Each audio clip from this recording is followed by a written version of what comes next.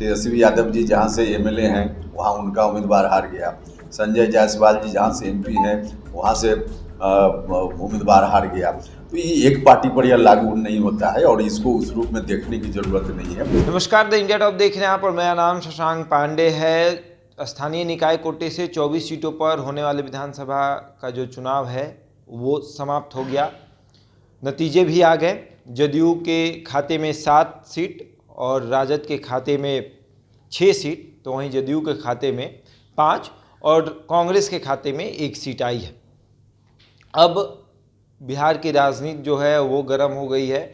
लगातार अब सवाल ये उठाया जा रहा है कि जदयू के राष्ट्रीय अध्यक्ष जहां से सांसद हैं और भाजपा के प्रदेश अध्यक्ष जहां से सांसद हैं, आखिर वहां के कैंडिडेट कैसे हार गए।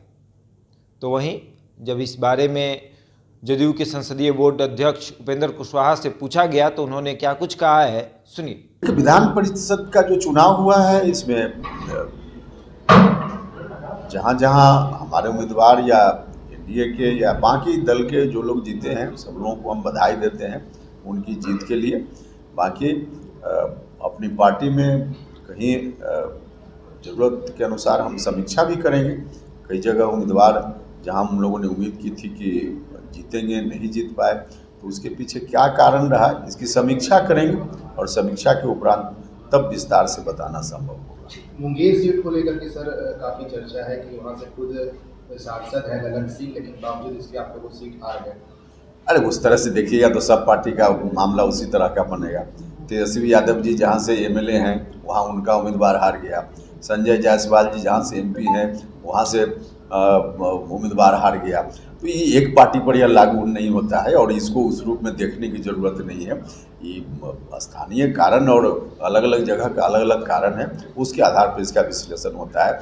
किसी नेता के नाम के साथ जोड़कर इसका विश्लेषण करना कहीं से हमको नहीं लगता है कि इसकी ज़रूरत है। सुना आपने, उन्होंने कहा कि ये कोई बड़ा मुद्दा नहीं है। अगर देखा जाए तो तेजस्वी यादव जहां से विधायक हैं उनके कैंडिडेट हार गए हैं, तो ये कोई बड़ी बात नहीं है। और सबसे बड़ी बात है कि जो भी प्रत्याशी जीत कर आए हैं उनको शुभकामनाएं। और जदयू जो है, जदयू के 5 प्रत्याशी जीत कर आए हैं। 24 सीटों पर जो चुनाव था जिसमें से 12 सीट भाजपा के पास थी, 11 सीट जदयू के पास थी और 1 सीट पशुपति पारस को दिया गया था। तो देखिए 24 सीट में से भाजपा के पास आया 12 में से भाजपा के पास 7, जदयू के पास 11 में से 5 और पशुपति पारस को जो 1 सीट दिया गया था वैशाली का, वो भी एनडीए के पाले में रहा। यानी पशुपति पारस का जो उम्मीदवार है वो भी जीत गया है। लेकिन सवाल जब ये उठ रहा है कि जदयू के राष्ट्रीय अध्यक्ष ललन सिंह जहां से सांसद हैं मुंगेर, वहां के जो कैंडिडेट थे वो कैसे हार गए, ये बड़ा सवाल था। तो उस पर उपेंद्र कुशवाहा ने क्या कहा आपने सुना। तो ऐसे ही तमाम खबरों के लिए जुड़े रहे हमारे साथ और देखते रहें द इंडिया टॉप।